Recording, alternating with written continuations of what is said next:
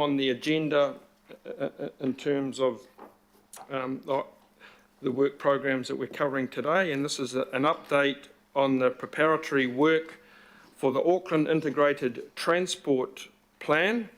And really the purpose of today's meeting, or this item being on today's meeting, is to provide an update on the progress being made, developing this plan. There has been work going on. It was put on hold around about May last year, given a number of uncertainties with the election and whatnot, but there's certainly gathered a bit momentum in the last couple of months.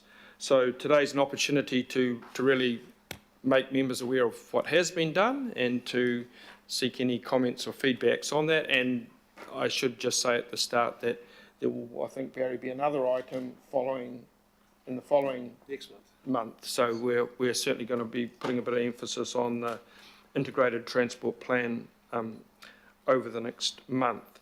So we have Robert, Hamish and Jose here today. So over to you. Are you doing the introductions, Robert? Yes, that's right. Okay.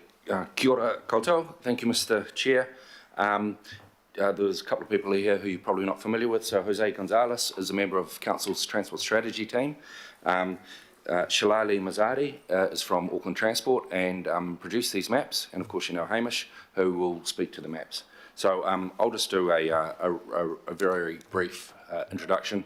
You recall we came before this committee last month in March and received direction to undertake this preparatory work. So it's not, the work that we're undertaking at the moment is not the integrated transport plan itself. It's rather positioning, it's getting Auckland Council in a position where it's in a good place to open discussions with the government on the integrated transport plan later this year. The item that we brought in March had extensive feedback received from local boards on that work that was undertaken last year. It also had the extensive attachment setting out the results of public consultation undertaken in mid last year as part of that first phase of work on the ITP. So we as staff, Auckland Transport and ourselves, have in the process of setting up a number of work streams. You can see some of them there to advance this work over the next 1 to 2 months. These work streams will no doubt change as we move along, but between them they're going to produce, just to give you a quick reminder of what's in the scope, some analysis and maps of the transport challenges faced in Auckland, both currently and in projected 10 years and 30 years into the future.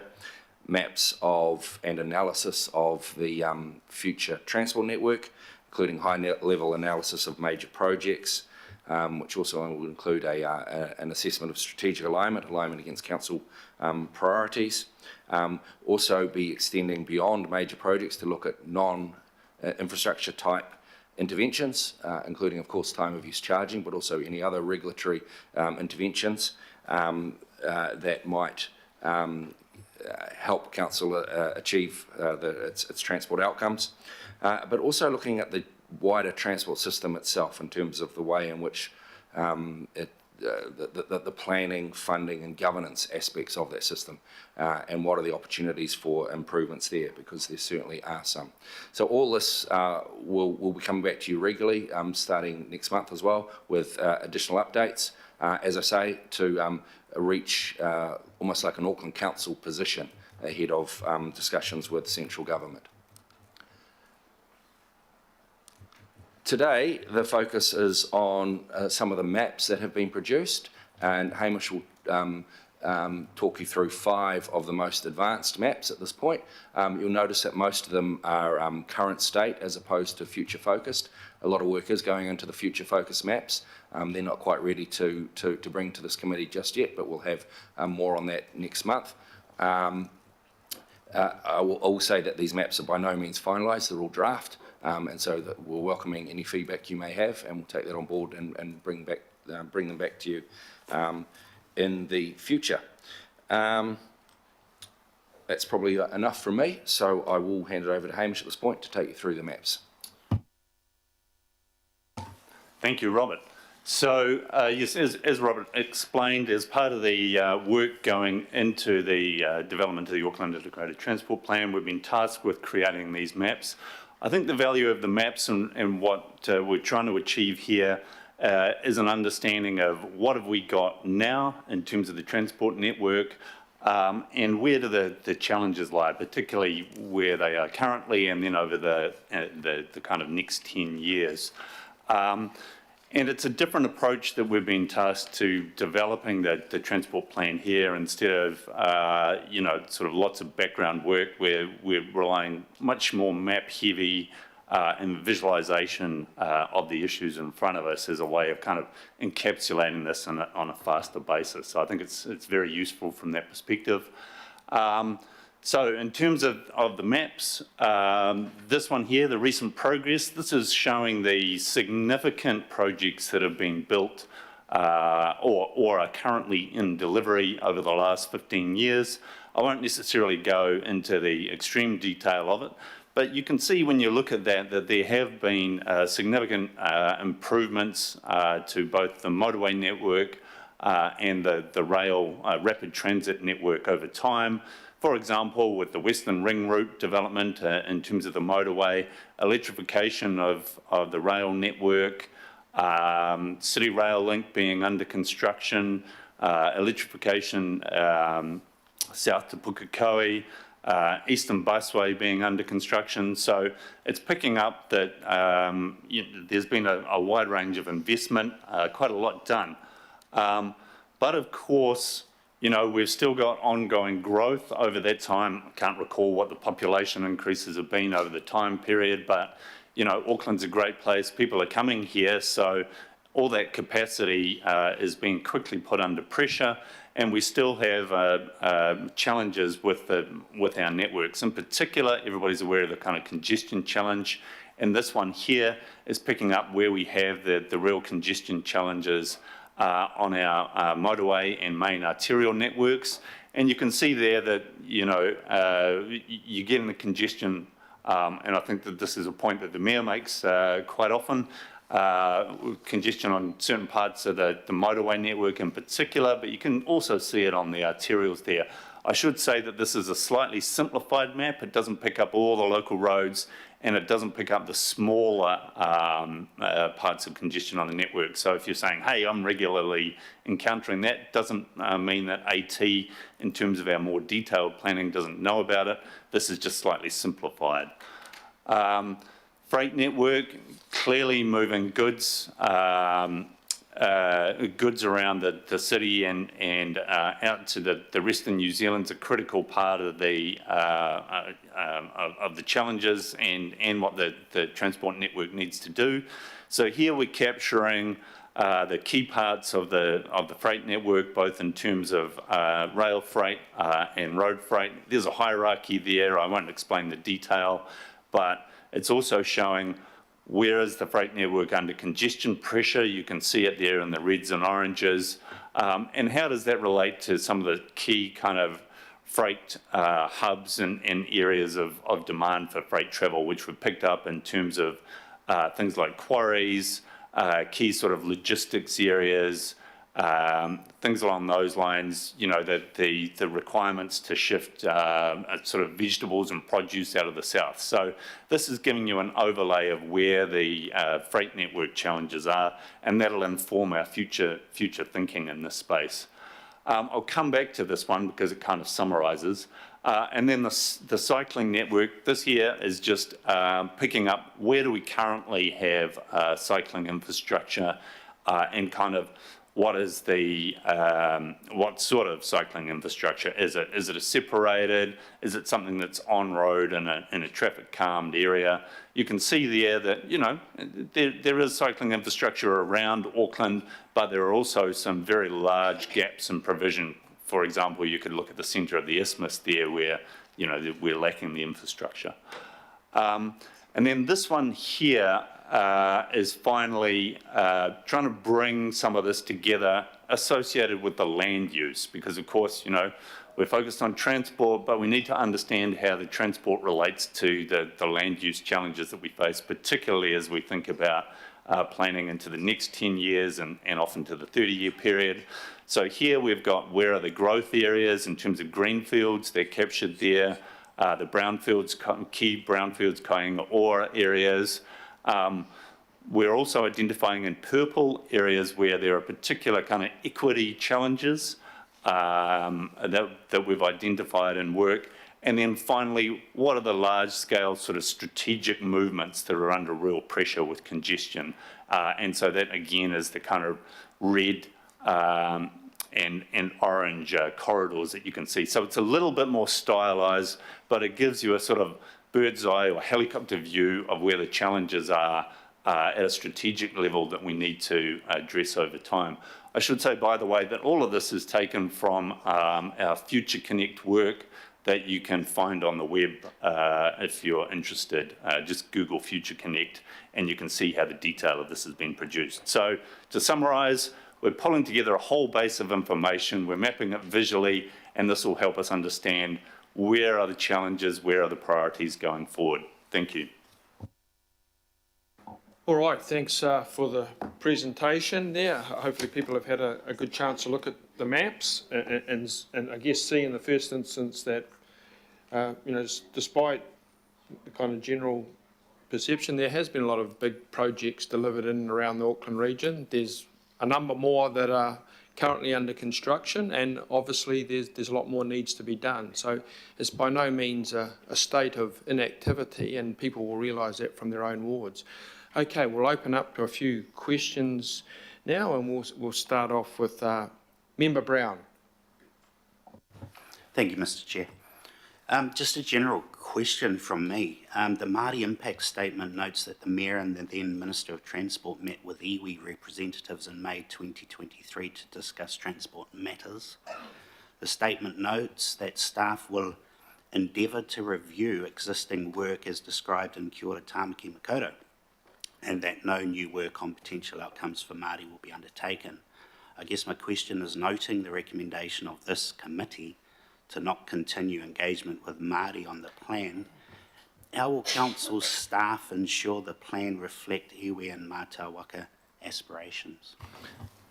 So I guess there's two aspects to that, and the first aspect is this brief piece of preparatory work that we're undertaking now, that we're talking about today, and as you've noted, we're not proposing to undertake any engagement or consultation on that, simply mainly because of timeframes, but also because we've got a wealth of existing material to draw upon. And in the case of engagement with Māori, we have that discussion from last year, and there was quite a lot that came out of that, and so we'll be referring to that. We also have the Kia ora Tāmaki Makaurau outcomes framework. I note that there's the outcomes and the 4 principles in there. There's nothing specific to transport, but that doesn't mean that transport doesn't have an impact on those outcomes. Of course it does. So we'll be endeavouring to weave that into our analysis over the next month or two.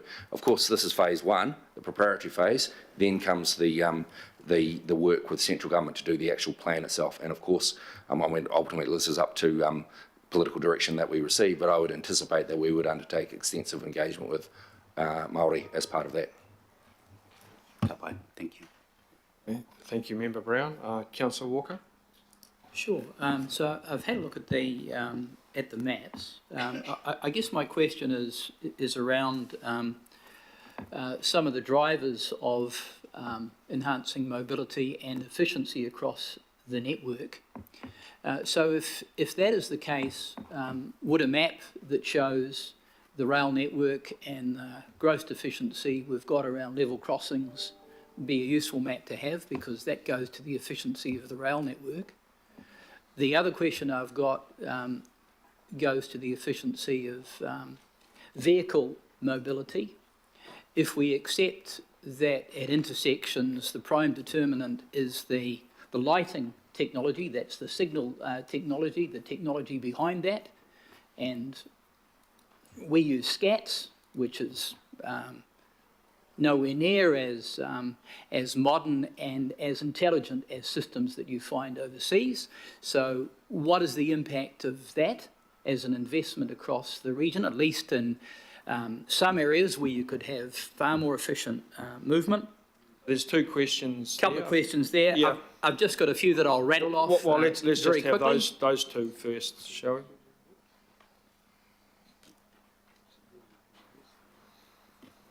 Through the chair. So for the rail network and in terms of freight flows and the importance of the rail network from a freight task perspective and showing the areas of deficiency, that is something that we'll come back to this committee with. There is a piece of work going on with Keyworld at the moment to be able to understand the key areas of the freight network which are actually deficient from a freight flow perspective, which will include level crossings as well, the intersections of those crossings with the rail network. So that is something that we're planning to come back with and visualize it to ensure that it supports the development of the plan. So, Okay, the other question I've got is it possible to have a map of the ferry network, given that that's an important part of the integrated network and the opportunities for runs like Gulf Harbour and elsewhere? Absolutely, we'll include that in the future. Yes, so there is such a map, it just hasn't appeared in this suite before us today. Okay, I'm just looking at what's on Nexus.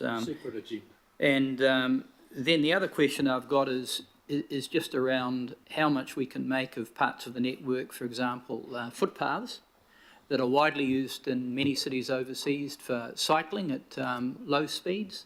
Is that something that we're looking at, and the regulatory barriers that might be the case there? Well, as it happens, our team has actually undertaken some work on that because it's something that Councillor Watson has expressed interest in the past, it's not necessarily an item that we would bring to the committee, but it's certainly something we can provide to you in the form of a memo.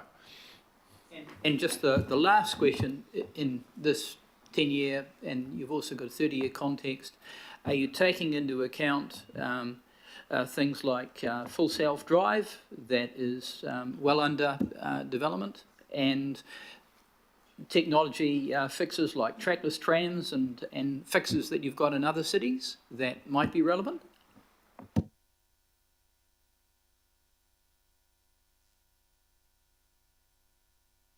Well, so I suppose the focus of this is long term.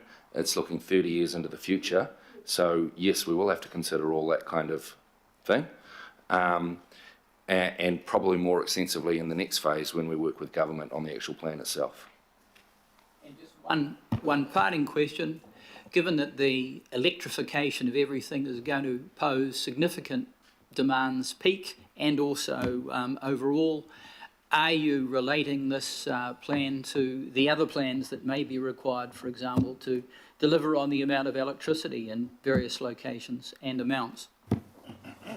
Well, I don't think I can comment on plans for the electricity sector specifically. That's not really our area, but certainly the way, not just we, but this council envisages the integrated transport plan is that it sits atop everything else and drives everything else in terms of transport and land use planning anyway. Okay, we have quite a number of people looking to ask questions here. Just a little plea from the chair, if we could please be succinct in our questions and maybe limit them to the 2 or 3 at most that you want answers to. We have Councillors Baker, Sayers, Dalton, Hills, Ferry, Henderson and Councillor Williamson. Thanks, Chair. I've only got one. So just thanks guys and ladies for the work. To me, there's I guess the glaring omission here is in terms of the South and our reliance on State Highway 1 and the main trunk rail line, and in terms of public transport. And so what is missing for me is looking ahead into the future as to a western link or some sort of new links to the west of State Highway 1 that would connect State Highway 20, connect the airport, create a redundancy to State Highway 1. Mill Road will take traffic off State Highway 1 at Drury and return it to traffic to State Highway 1 at Manukau. But there is for me, is there any consideration of a western link or western ring that will connect State Highway 1 with State Highway 20, connect the airport. And also when we listen to we had the light rail people, the people here today, create a new method or a new route for, considerable amount of public transport or people being able to use public transport to the west, where there's huge development in the south, and also creates freight routes. 30% of aggregate in Waikato and Northland come to Auckland, on top of the 5 million tonnes that we create. So how do we get around that? It just seems to me we're missing something here, and has it been considered? When will it be considered or thrown into the loop? Through the chair, so we've started the collection of project information for the 30-year timeframe, which includes mega projects that are roading based, they highway based, including rapid transit and also multimodal. In that long list of projects, there isn't such a project as per described by the councillor Andy Baker. However, the remit of this work should include that in the scope to identify new areas of that are deficient in the network and consider them in the long listing. So I've noted this down, and we'll make sure that we pass this on to the team to look into when we're narrowing down those sort of 30-year plans and how we're going to visualize them in a map, because it is very important to take into consideration the south as well, and as per described by the councillor. Okay, thanks, Jose. Councillor Sayers? Yeah, thanks, John. My question's targeted around rail freight. It just didn't pop out of the paper here. It says current freight network, that could be trucks. So my question in particular, the reason why I'm asking it is thinking about freight rail in the northwest, and how much is that in scope of your work stream in terms of working with Kiwi Rail there, and potentially, because we're looking 30 years out, do you create options in terms of if the port went north, do you include that kind of options there about rail going north as well? Is that something that we get some visibility on, or is it out of scope? So thank you for the question, Councillor. Last year, as part of the Tamaki Makaurau work, we did some scenario-based assessment of the infrastructure implications. If the port was to move to Northport, or a split between Northport and Port of Tauranga, or including some of the alternative port locations as well. So the transport implications from a rail investment perspective in the North Auckland line, or from a state highway perspective, including inland ports, are kind of well understood, and they should be included in the scope if we're looking out to 30 years. Caveating, though, that it is pending decision in relation to the future of the port, of course. Councillor Dalton? Thank you, Chair.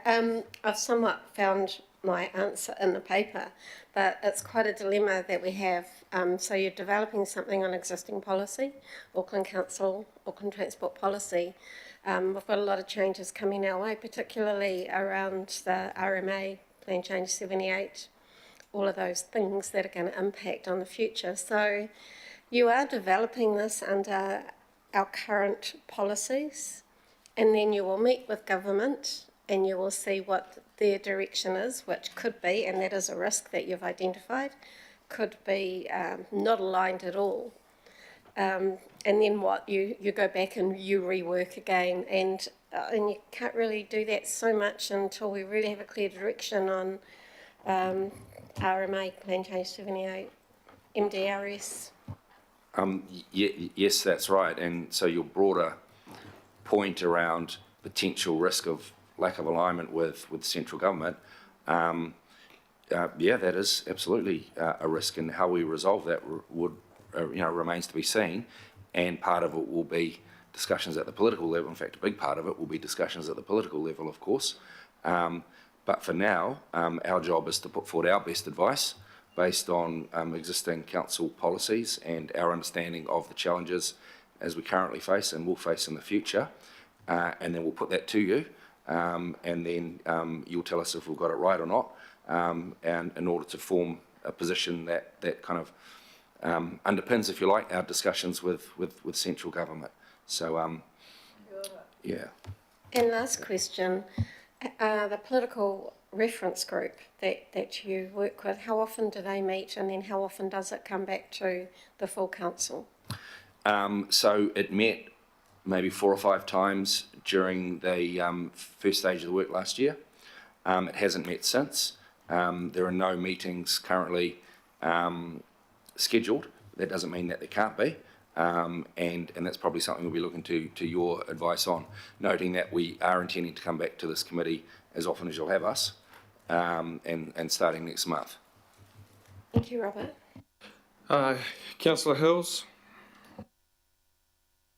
Kia ora, Chair, thank you, and sorry I'm online today. The two questions I have, the first one is, and I know it's mentioned in the paper, but how does this all interrelate with ATAP, the GPS, the RLTP?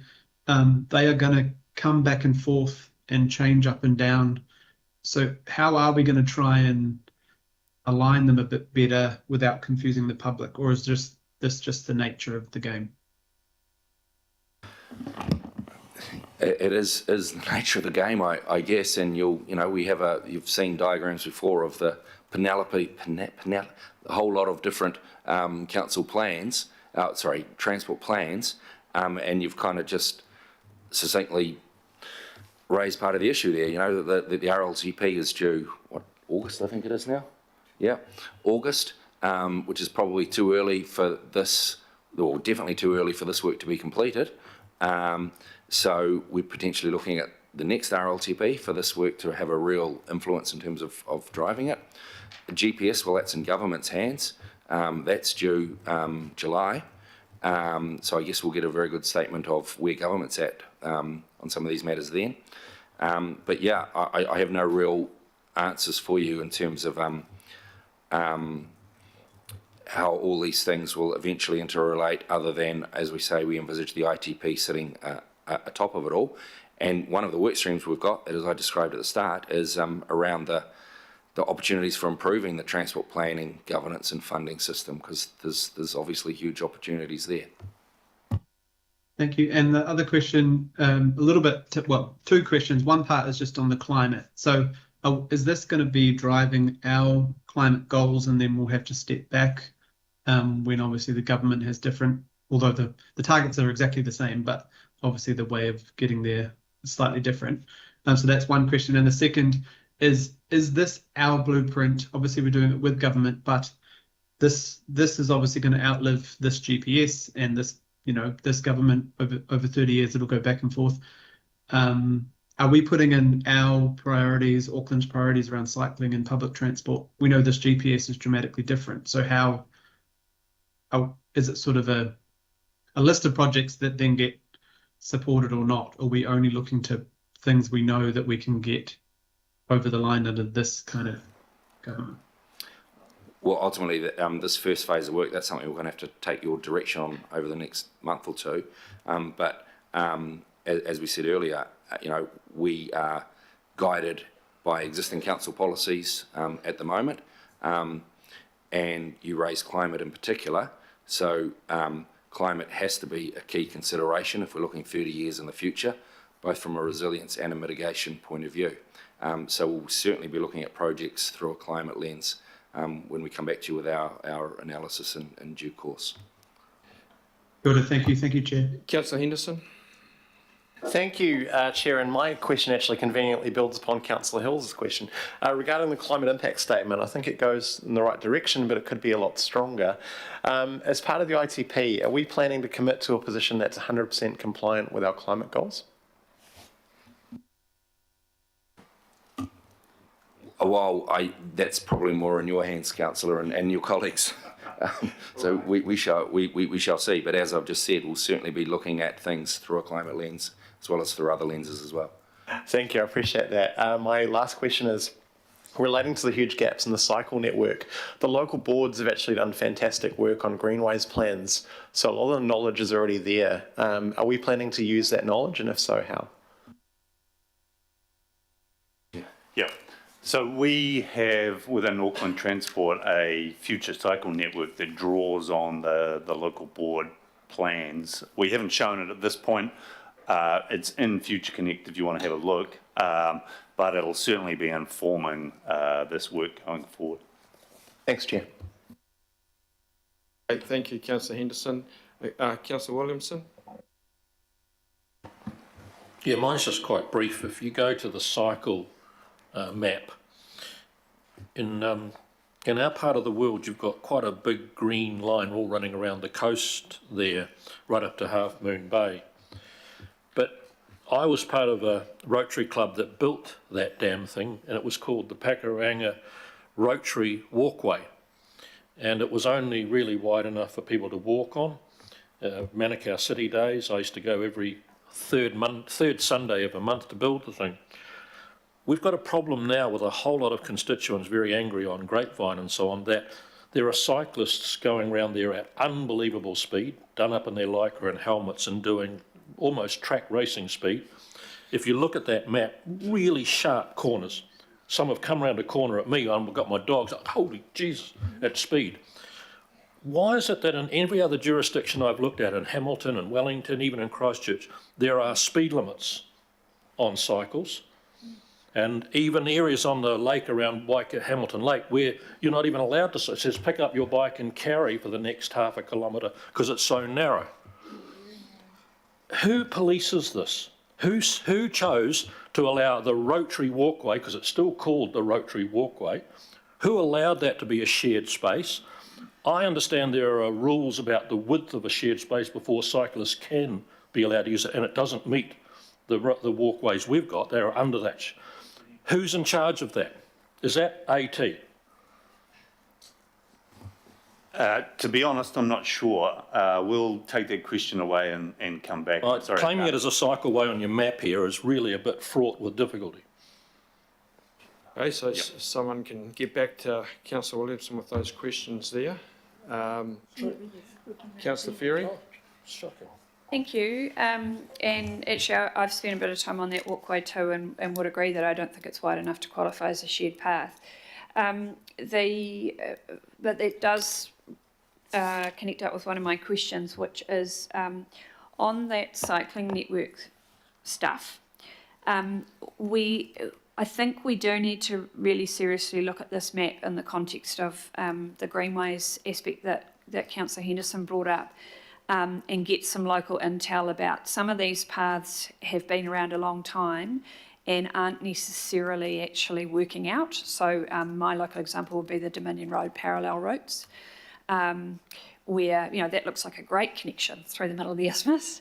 It actually doesn't work. And so what's the next iteration in terms of looking at, and I suspect there'll be similar issues with some of the other maps as well. It's just that's the one I'm particularly aware of, where we can use that local intelligence of actually, yeah, on paper we have a path there, but in reality it's not a shared path as with the Rotary Walkway, or it's not actually functioning as a useful cycling connection as with the Dominion Road parallel routes. So that's my first question.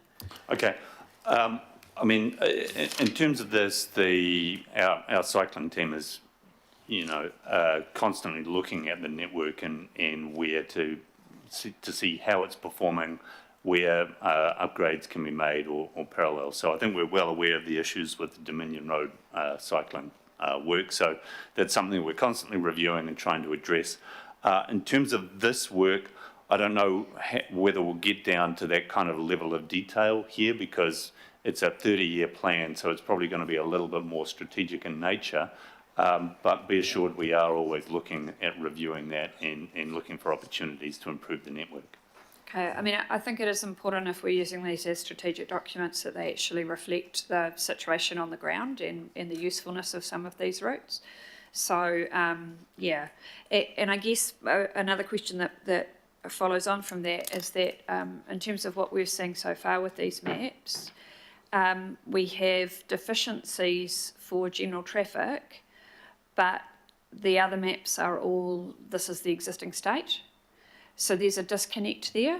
We're looking at where we need to fix things for general traffic, but we're not looking at where we need to fix things necessarily for these other aspects of the system. Yeah. So I guess I would ask why we prioritise one one mode, which has an impact on other modes, but some of the solutions for general traffic are actually going to be in other modes, and particularly in public transport.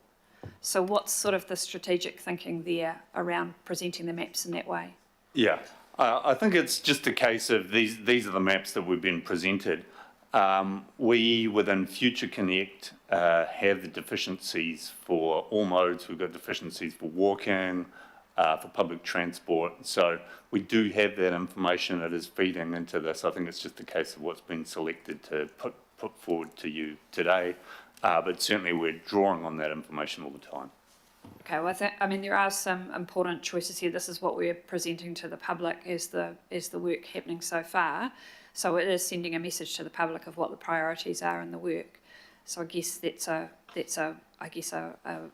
flag of, if you're doing the other work, we need to make that visible and meaningful. I think, Robert, you wanted to say something, but then I do just have one more question after that. Yeah, I just wanted to make a general point really around, so both Councillor Williamson and yourself raise important issues around particular aspects of the maps. And so I think, once you've had a bit more time to study the maps, we'd be happy to take written feedback from members on particular aspects of these maps and future maps that we bring to you. So perhaps just email them to myself in the first instance, I guess, and we'll endeavour to take that on board when we come back to you in the future. I think I really appreciate that offer. I think it's probably more appropriately sitting with the local boards. We will have knowledge, but they will be the ones who will have the real on the ground stuff. Sure. So in relation to some of the maps that were presented today, yes, but some of the maps that we will bring you in the future are going to be very much regional in nature with mega projects, things like that. Yeah. Cool. So perhaps both there then. And the final question I have is, and I think some of the conversation we're having is because maps are really attractive to people, right? We see a map and we want to work out, oh, where do I live on that map? What are the things I recognise? What are the things I've experienced? Like we've talked about some of the specific roads.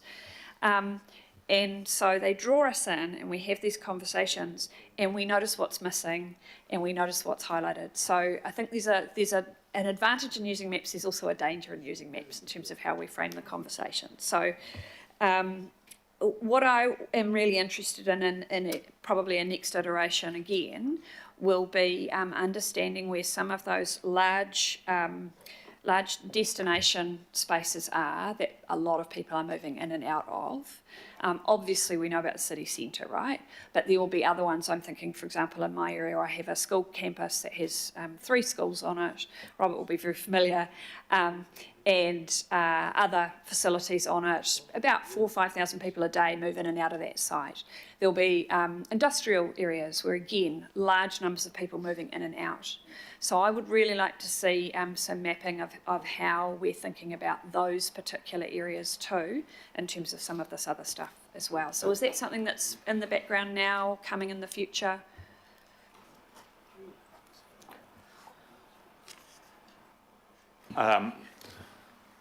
Yeah, we have had a go at that, and the question is kind of where you draw the thresholds for picking that up, because I appreciate that, the likes of a couple of schools, very big destinations at a sub-regional level, but when you start to plot a whole lot of those onto a map at a regional level, it all just tends to wash out.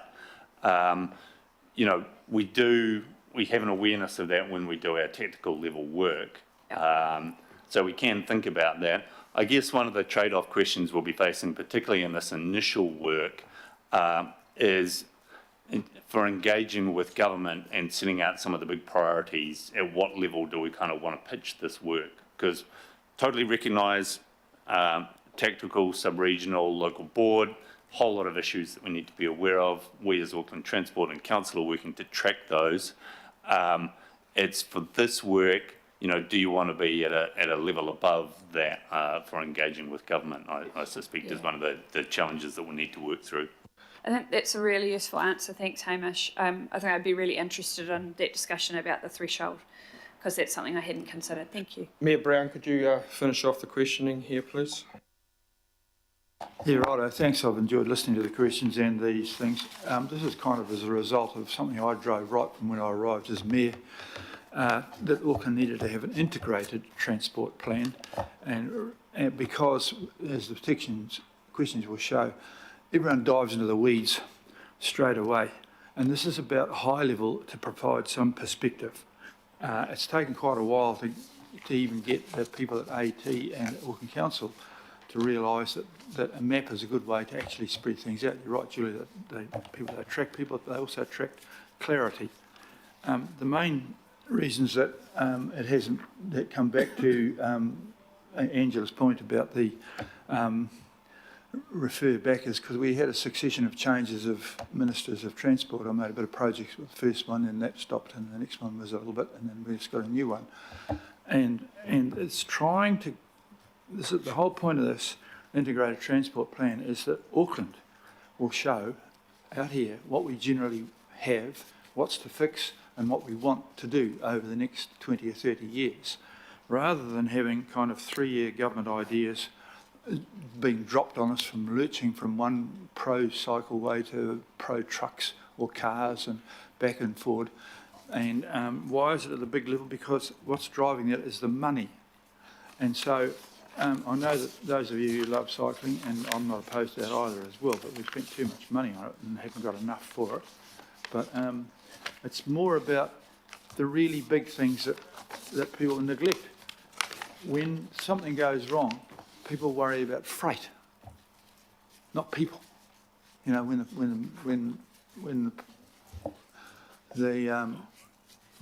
Brynderwan stopped, the people of the north are worried about their groceries far more than about people. So we have freight in here, when there was never, no map ever about what the freight was. Then we've got these other people in Wellington telling us that we're going to grow to Auckland and have all this other thing. So that the map about the 10-year context is very good. It's high level. Where will the people be living? What are the big areas we're generating? Rather than, and so if there's a problem with walkers and cyclists getting on a walkway, well, that's something that should be dealt with at that local level. And we've got to make some rules about this. This is to try and make sure that we don't just get dumped on us massive removals or injections of cash which are not in line with what we as an area want. So I'm trying. So we are doing. There is one here that I've seen that isn't on here, which is opportunities, which does show things like the ferries and other bits and pieces, and probably answers some of Councillor Baker's thing. It is very much a work in progress.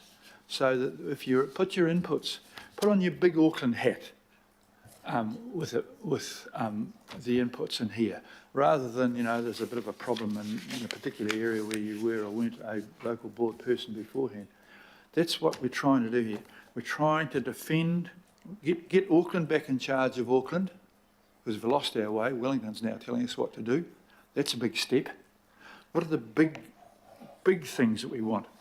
And so the three words that come with this is high level and perspective.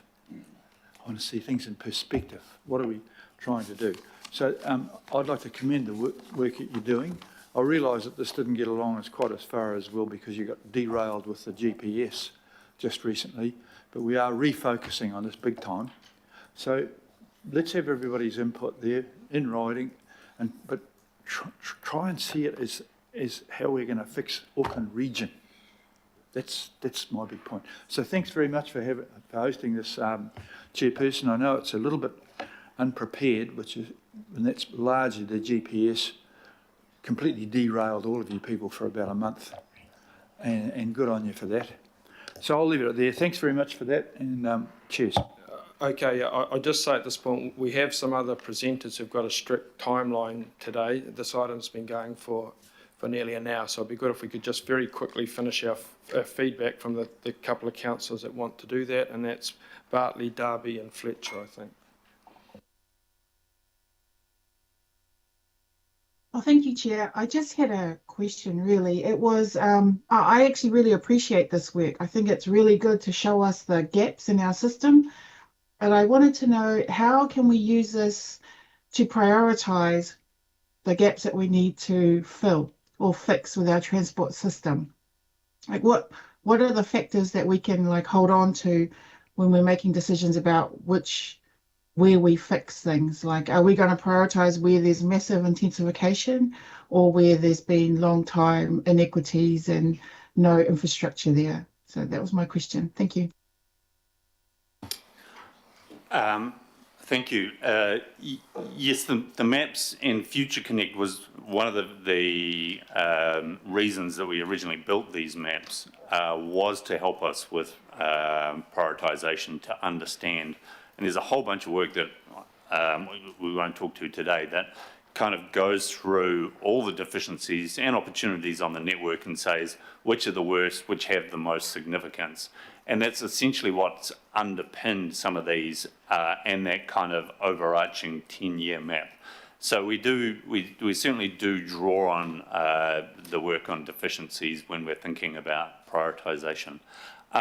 Just a point that I should have added at the start, sorry, because of this issue about, we're targeting reasonably high level maps, there's an enormous amount of Auckland Transport's program that doesn't show up on these maps. And it's a decision that we've kind of made because, again, if you start to put a lot of detail in, everything washes out and you miss the high level. So the maps are designed to kind of focus on a high level conversation. I think that point's been well made a number of times now. Councillor Darby. Thanks, Chair. Thanks, team. So we've got maps galore. We've got freight plans, cycle plans, arterial route plans. The rest goes on. We've got future development strategy. All that's there. So everything's hanging on the word integrated here. What is the key difference between what we already had, and some of us maybe aren't familiar with all the plans, or maybe I'm a bit more familiar, and what we've got now? What is the fundamental difference? Because a lot of weight is being given on this great integrated transport plan, but how different is it? What's the nub of the difference? And what is the value being amplified by having it integrated? So some of my colleagues may want to comment as well, but for me, one of the big differences is the 30-year focus. Previous ATAPs, RLTP, and so on have a 10-year focus. And that's quite critical when you're talking about projects that take so long to plan, fund, and then deliver. And it's also quite critical in terms of understanding the challenges that are facing the region as well. So for me, that's a really key point of difference between this and previous pieces of work. And when you're kind of looking that far out, it by its nature forces you to take that kind of integrated view. So although we might be presenting you with quite a number of different maps, we are having to consider all these different networks as a whole and how they interact with each other. And that will be part of our analysis over the next couple of months, and then in much more detail in the months after that when we work with central government. So I don't know if anyone else has got anything to add to that, but that's kind of what stands out to me. I think that's a good answer, Robert. So that is the difference. That is limited to that. Well, there might be other things I'm not thinking of, but that's the main thing that sticks out for me. So from Auckland Transport's point of view, Hamish, what is the big difference between all the plans that you had, which were possibly looking at like in disparate locations, but they're always joined up, and they were always considered by your planning teams as integrated? What is the big difference in your eyes at Auckland Transport now? I think the value here is that, as Robert said, most of our recent engagements over the last couple of ATAP cycles with the government have been focused on capital planning. And I think that's, and funding, and, that's appropriate. But what I understand of this and what we're trying to achieve is to put a lot more on the table, and particularly around other tools, funding tools, things like time of use charging, parking strategy, put all of those things into the mix. So we're not just thinking about, even though it's very important, what's the funding, what are the key capital projects, but also what are the changes in legislation, what are the pricing tools, what are the other mechanisms and levers that will help with this.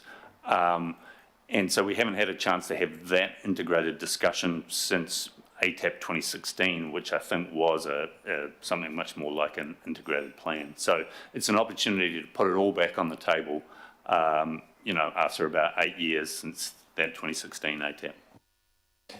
Okay, thank you for that. And finally, Councillor Fletcher.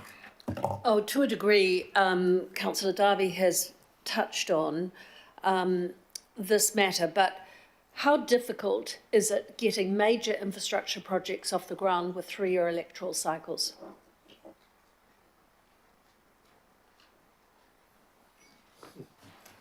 Very. A lovely succinct answer. How difficult has it been to take into account the bigger picture? Councillor Darby's referring to the plethora of plans that we've got, but a plan that, without getting into too much of the weeds at the moment, at a high-level, strategic level, will give us greater leverage in negotiations with central government. Have we had such a plan in the past? I don't believe so, no. No. So this will help advance the case for the Auckland region, perhaps in a way was intended through amalgamation back in 2010. Yes, we should have got you to answer Councillor Darby's question, Councillor Fletcher. Thank you. Mr. Chairman, I'm happy to move or second this item, and in doing so commend all of those, including the mayoral office, for the work that they've undertaken to get it to this point. Okay, so we have a recommendation there moved by Councillor Fletcher, seconded by the Mayor. I think we've had a good shot at getting various comments and questions out there.